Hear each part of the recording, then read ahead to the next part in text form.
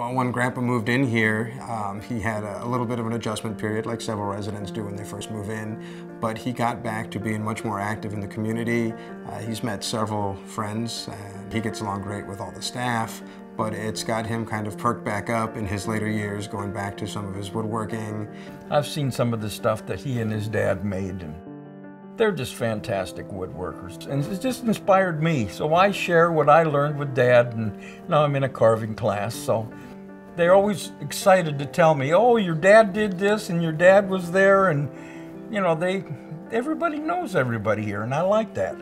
Every male in my family has been big into the woodworking aspect, so from my great-grandfather to my grandfather down to my dad, and I see it being passed down from generation to generation. And my dad comes back from a woodworking class and comes in to show me what he's done, and to take it into my grandfather and to watch my grandfather light up, to see the new various ways things are being done or different possibilities is pretty exciting.